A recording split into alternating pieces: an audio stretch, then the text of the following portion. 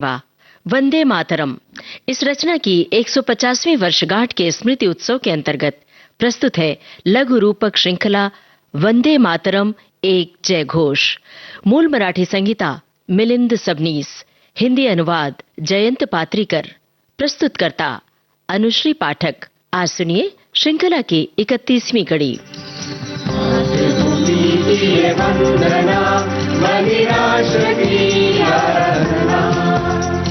जन जन में जिसने थी जगाई क्रांति की प्रेरणा, वंदन है वंदे मातरम, जय घोष वंदे मातरम, जय घोष वंदे मातरम, जय घोष वंदे मातरम।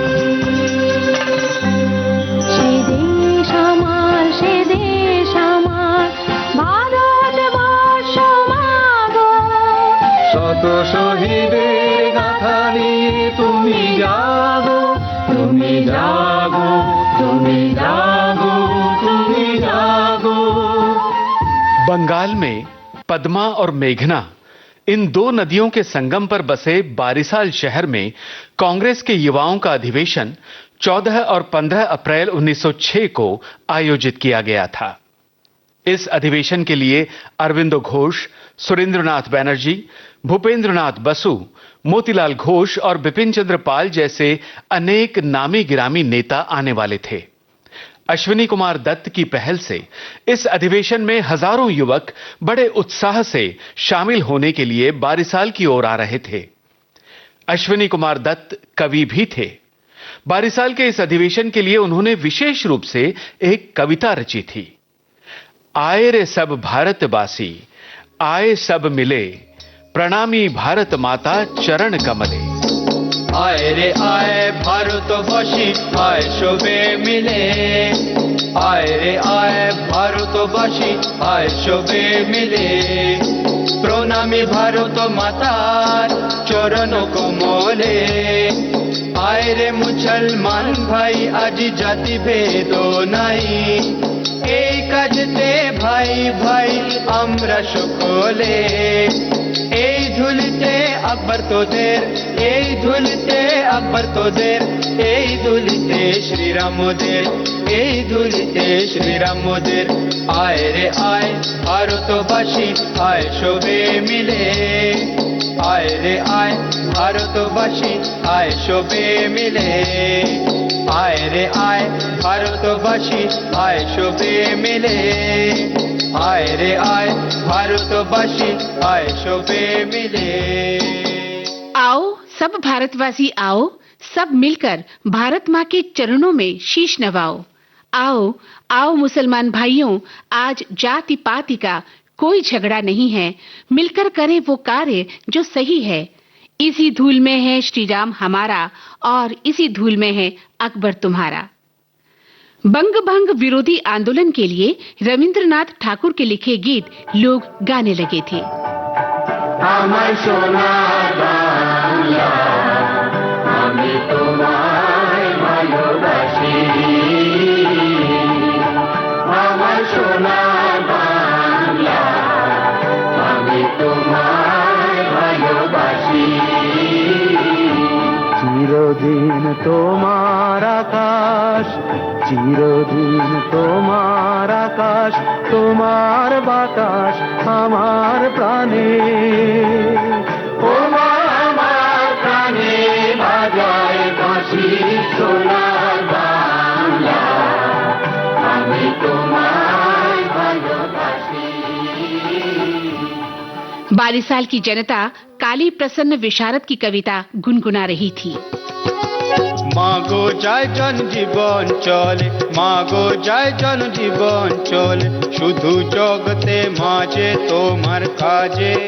अपनी एक और कविता में अंतिम पंक्ति में वंदे मातरम शब्दों के साथ वे लिखते हैं, भैया देश का ये क्या हाल, खाक मिट्टी और जौहर होती सब, जौहर है जंजाल, बोलो वंदे मातरम।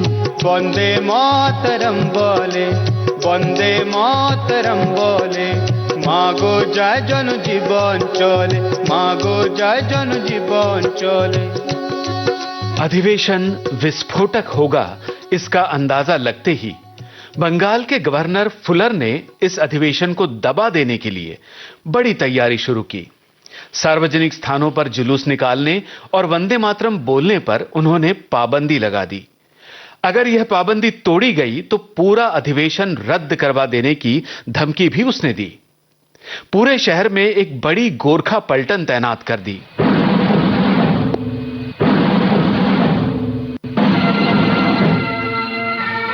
एक दिन पहले ही नियोजित अध्यक्ष अब्दुल रसूल, सुरेंद्रनाथ बनर्जी, कृष्ण कुमार मित्र, भूपेंद्रनाथ बसु और हिरेंद्रनाथ दत्त नाव से बारिसाल आए। वंदे मातरम पर पाबंदी के कारण प्रतिनिधियों ने उनका स्वागत शांतिपूर्वक किया।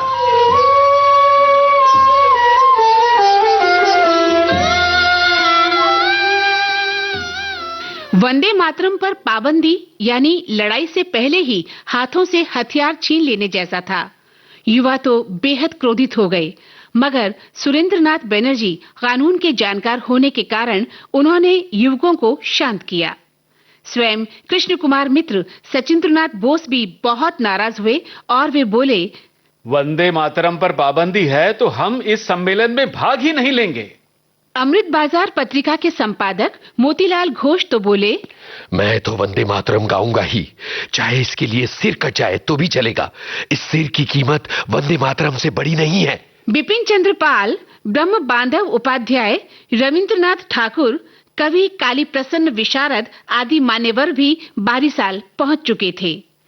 सुरेंद्रनाथ बनर्जी ने अधिवेशन में आए प्रतिनिधियों को समझाया।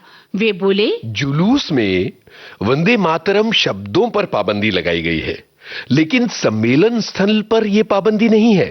सम्मेलन सुचारू रूप से होने के लिए यहां के नेताओं ने अगर प्रशासन को वचन दिया है तो हम सभी को उसका पालन करना चाहिए। परंतु यह सब तूफान से पहले की शांति थी। 14 अप्रैल का सूरज निकला और वंदे मातरम के बिल्ले लगाए हुए प्रतिनिधि हजारों लोग जुलूस के रूप में राय बहादुर की हवेली से सभा स्थल की ओर निकले। माहौल का तनाव कुछ हद तक दूर हुआ। जुलूस में वंदे मातरम शब्दों पर पाबंदी होने के बावजूद यह पाबंदी जानबूझकर तोड़नी है, ऐसा सभी ने तय किया था।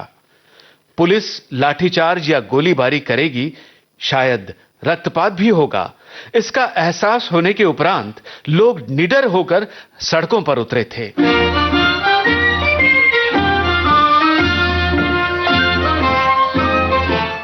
आम लोगों से लेकर लोकप्रिय नेताओं तक सभी एक ही भावना से जुलूस में शामिल हुए। इस अधिवेशन के नियोजित अध्यक्ष बैरिस्टर अब्दुल रसूल, सुरेंद्रनाथ बनर्जी इस जुलूस के आगे पैदल चल रहे थे। जुलूस में युवकों ने उत्साहपूर्वक वंदे मातरम के नारे लगाने शुरू कर दिए,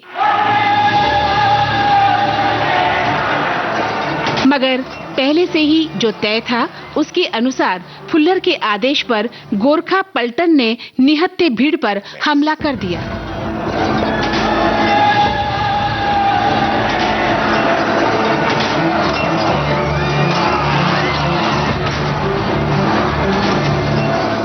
इस हमले के लिए फुल्लर ने उन्हें 6 फुट लंबी एक मोटी लाठी दी थी। यह रेगुलेशन लाठी अंग्रेजों के बारिसाल में दमन का प्रतीक बन गई। दोपहर 2 बजे यह जुलूस निकला और यह जुलूस ठीक से आगे बढ़ पाता उससे पहले ही जुलूस के पिछले हिस्से की तरफ से फुल्लर की सेना ने हमला कर दिया। बहुत कठोरता से इस लाठी के वार आंदोलनकारियों पर होने लगे। लाठी की मार के साथ वंदे मातरम का घोष और भी बड़ा होता गया। उसके साथ ही मागो जाए जन जीवन चले यह गीत भी लोग ऊंचे स्वर में गा रहे थे। जीवन चले, मागो जाए जन जीवन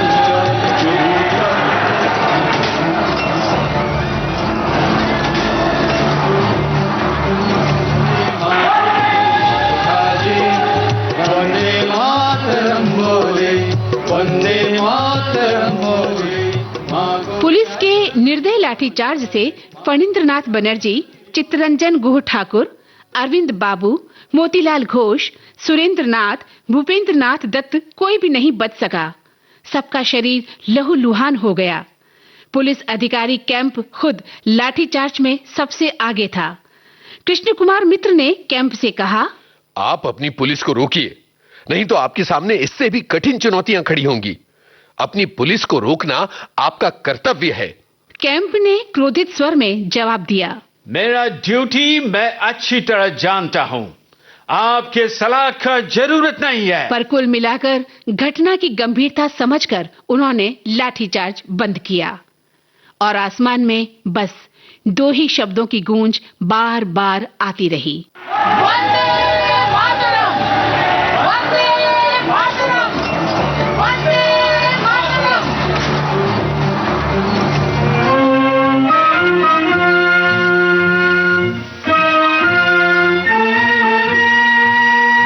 आसेतु हिमाचल गूंजता स्वर, सत्य पावन और परम है अडिग हर भारतीय, मन में नहीं कोई भरम।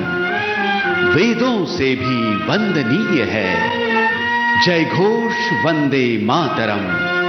वंदन है वंदे मातरम, जय घोष वंदे मातरम।